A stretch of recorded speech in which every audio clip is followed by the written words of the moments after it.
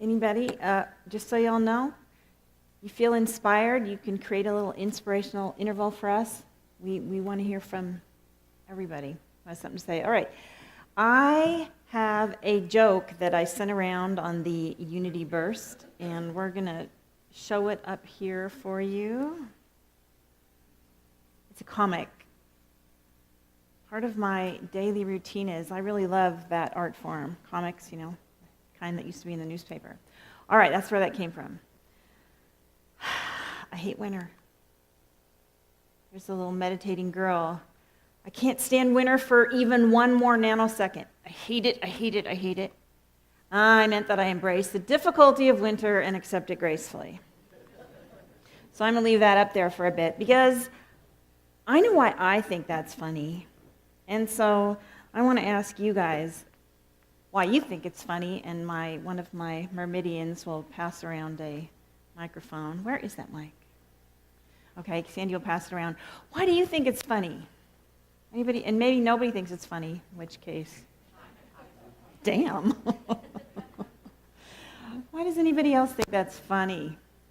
Heather has something she wants to say. Thanks, Sandy. I think it's funny because I'm glad to know I'm not the only one who has those thoughts of meditation, like, oh, wait, reframe. It's funny because I can relate. Who else?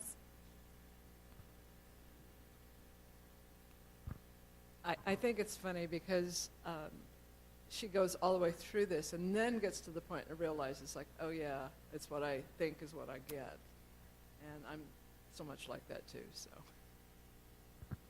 Anybody else? I think it's funny because it is just totally true of most Unity people. Anybody else?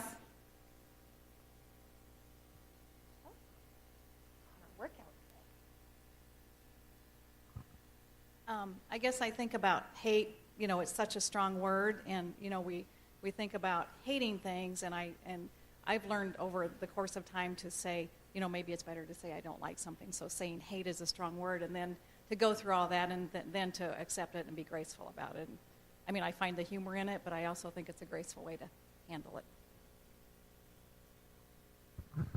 I think it's funny because it shows the change in your perception.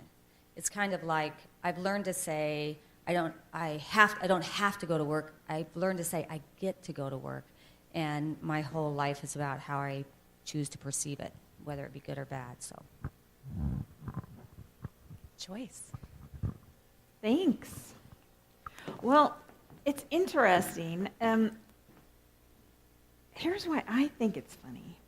I think it's funny to me because, well, besides I have been that person hating winter and hitting that wall where I don't want to go on. And the other thing I think it's funny is that I think it's the funniest thing about Unity to me is when we try to force ourselves into, like, to me, the funny part is I hate it. Oh, I meant that I embrace the difficulty of winter and accept it gracefully, because it's like, it's going to take a lot more than 1 minute of me saying I meant. Like, to me, it's like, oh yeah, really? So this is part 2, and I realize that this is too small, but so she's still meditating, our girl. This is the next day. This came in my email the next day. We need the winter. Winter provides a peaceful and quiet respite from the chaos of the year. Winter is lovely and still and tranquil. And then her next door meditator. I hate winter, I hate winter, I hate winter. Well,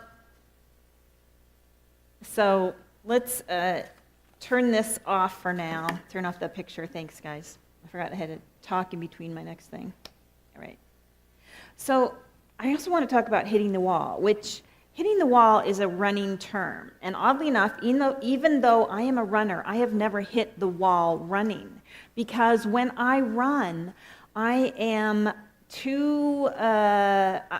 never going to push myself further and faster than I can do. It is one of the times when I actually totally listen to my body, because I am unable to make myself go past where you hit the wall. You hit the wall when you go further than you should, when you're pushing yourself mentally, physically, emotionally more than you should. Now, I have been able to force myself past my limits, physical, mental, and emotional, for other things. I do that whenever I create a to-do list, because all my to-do lists are pages and pages. They're always ridiculous. And the time I have in my head for those to be done, it's just like even more ridiculous. My very first quarter at Unity Ministerial School, I really hit the wall. Now, Roland and I had been living in Florida. I was going to school, so he stayed in Florida, and I was sort of commuting, which means mostly I was in Kansas City, pining away for the love of my life. Feel very sad. And that was stressful. That was my first quarter at ministerial school. I had not written a paper for, a million years, a full million years. And the last week of the first quarter, I started a new job. I started a job at Silent Unity as one of the prayer workers. So I had this training. It was going to be a part-time job, but that was when the training started. And all I can say is that week, the last week when I had papers to write, and I actually did force myself to stay up and write them, and I went to the training, and I was missing Roland, and I just started getting a migraine. I got the worst set of migraines I'd ever had in my entire life. I learned my lesson. It was like, I am not going to go through this again. Now, you think that might have taught me to write my papers ahead of time. And maybe a little bit, but what it taught me was, I don't care if they're late. It's like, I am not going to put myself through that. There is nothing that is worth torturing myself so that I'm ill. I learned that a little bit. So at the end of every quarter, sometimes things got turned in on time, sometimes I did a little negotiating, but I never treated myself that harshly. I listened so that I did not hit the wall. My theory is that when we hit the wall, it is because we are less and less actually present to ourself, our big capital L self. That is why I love to teach the practice of mindfulness, the practice of presencing, as it were. Here we go. Then we can turn it on. Sorry. This is a quote. This was written about Jesus. And after he had dismissed the crowds, he went up the mountain by himself to pray. When evening came, he was there alone. That's from Matthew.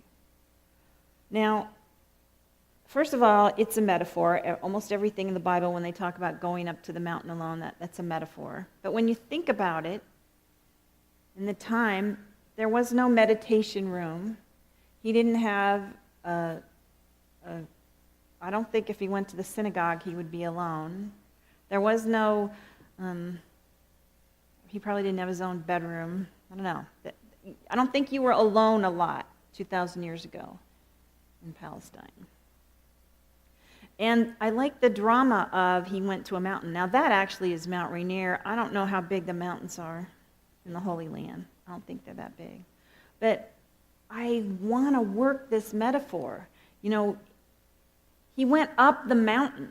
He took some effort. He went up a whole mountain to get to that precious time of being alone, to create the space where he could be present to himself, to be away from the distractions, to be away from all the things that pull us away from who we really are.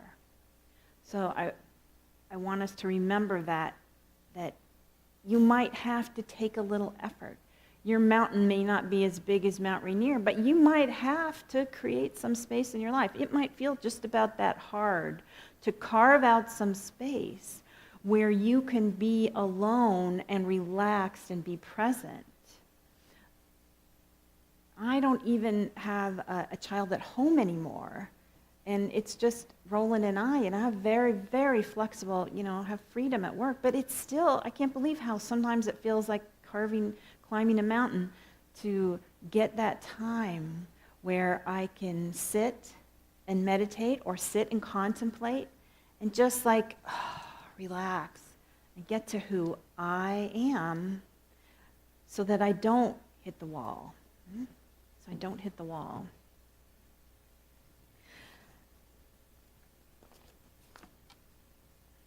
I have been taking a class, which I am very excited about. It's about Theory U, taking it with a contemplative leadership group here in Des Moines. And I want to talk a little bit about this slide. In basic, the Theory U, and you might not be able to see this one very well. Can you see this one better? The other one's a little prettier, but you can see this. It's basically, it's talking about a process. And the thing about the Theory U is you notice you're going down. And where you're going down to this place of presencing, connecting to source. Who is myself? What is my work? So you start up at that side of the U, and then you go up to this new emerging self that's going to want to emerge.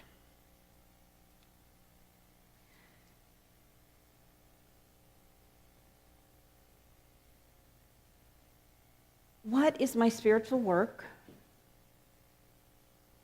What is myself? These are critical questions, and that's the question you want to ask yourself when you get to the mountain, when you've carved out the space. And you want to keep asking yourself. You don't just go up to the mountain once. In fact, you might have to, we all have to go up to the mountain a fair amount of times. And I know from being the age that I am, which is just a little bit over 30, is that I am surprised at how things change. That how many times I've had to do that you thing, the you process, which is letting go of old visions and old beliefs, arriving at the place where I can be present, and then finding out what's created, either by myself or with other people, up the next side. So, okay, I'm done with all the pictures. Thank you, guys in the booth.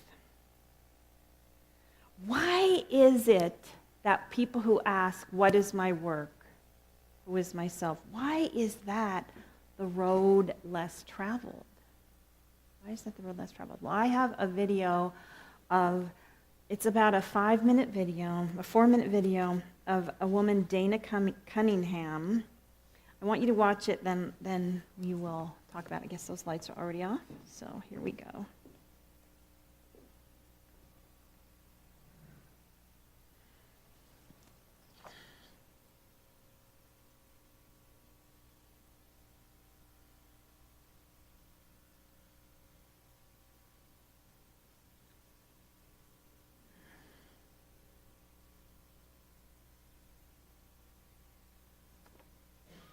Could you share maybe a little bit about your journey, kind of your story, Yes. your life Yes. story that brought you into this place, that brought you into the line of work you're doing and you're initiating here and trying to bring about?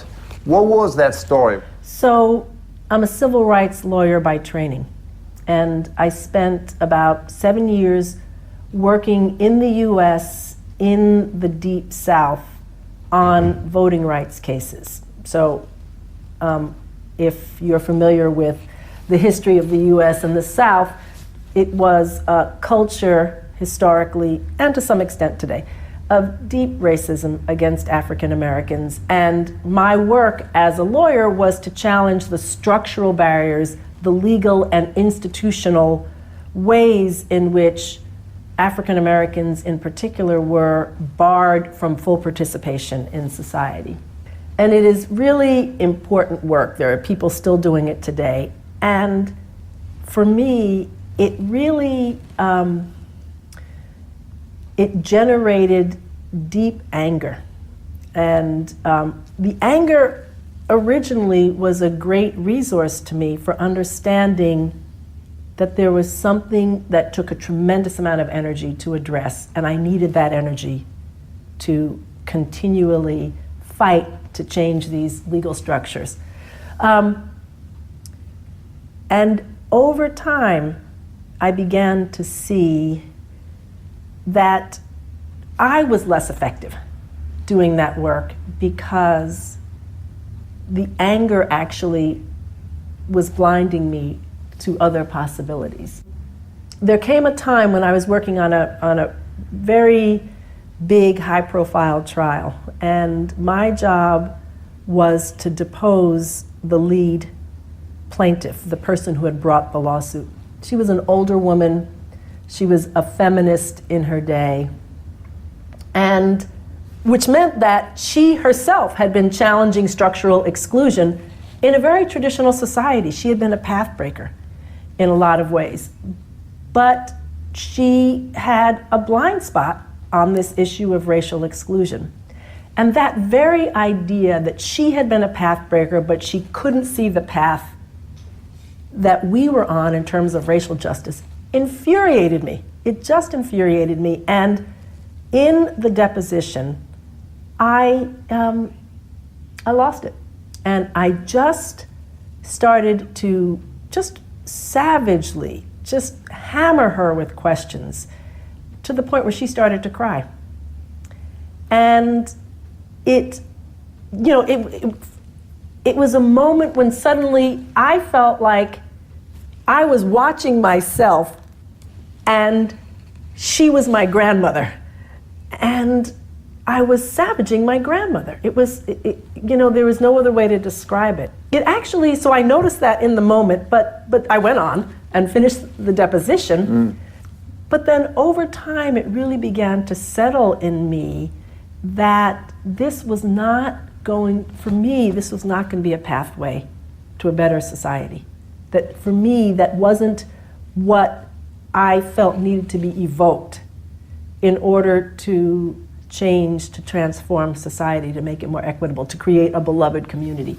And actually, that was the last trial I ever did. I quit after that and began to look for another way of taking on societal challenges. So in that story, what I heard you sharing is, so I felt like... I've watched this video a couple of times because it really speaks to me about how I am too. And I love that, this is a woman who says she was doing good work and people are still doing that good work.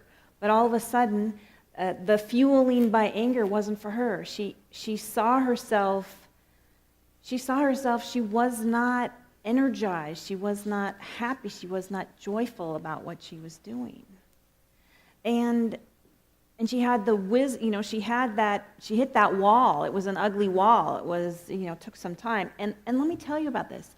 It looks all compact and wonderful as we watch it on the video and think about, oh, she quit and then she moved on to the next thing. But the theory U, the going down the side of the U, going down one side, letting go, going down to the bottom, letting go of the things you need to let go of, coming to the silence and the presencing, and then going back up. It's messy, and it's painful, and a lot of times it's not pretty. It's not pretty. Here's what some of the things you have to let go of. You have to let go of the voice of judgment. You need to see with fresh eyes. You have to let go of the voice of cynicism in order to really see. And we have to let go of the voice of fear. The voice of judgment will shut down an open mind. The voice of cynicism will shut down an open heart, and the voice of fear will shut down an open wall.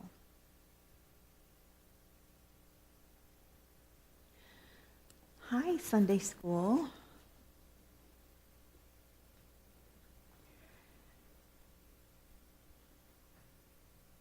The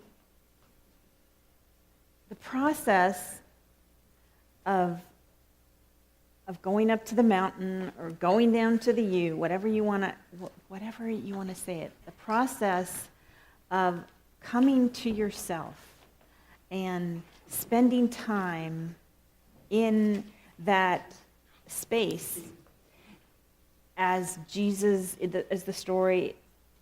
did, he went up to the mountain, is something that we teach about in unity over and over again.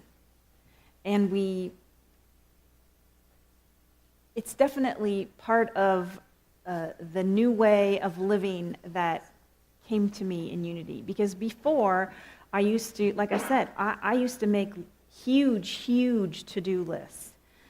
When I was my first jobs were at day camps. I remember one time at the YMCA, I had a clipboard and I wrote down every single thing because it was so important to me that everybody be safe, that all the kids be safe, and we had vans and counselors, and it used to drive me crazy. I used to dream about that clipboard at night because I was so worried, and that was before I discovered that process, that when you actually come to yourself and you trust yourself, you don't have to have a clipboard with every single thing on it, because it works like a miracle.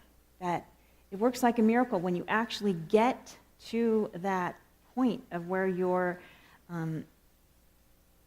at your true self, then things work perfectly and everybody's okay in your day camp. Everybody's okay in your day camp. Everybody's okay in your church. Everybody's okay. Let me leave you with one last little bit. The Anglo-Saxon etymology of the word leadership means crossing the threshold. Crossing the threshold. So when you're a leadership, you're crossing the threshold. The other meaning is to die. So it's letting go. So ask yourself, what is it you need to let go? What is it that needs to die in order for you to cross into the next threshold? Let's take an offering for unity.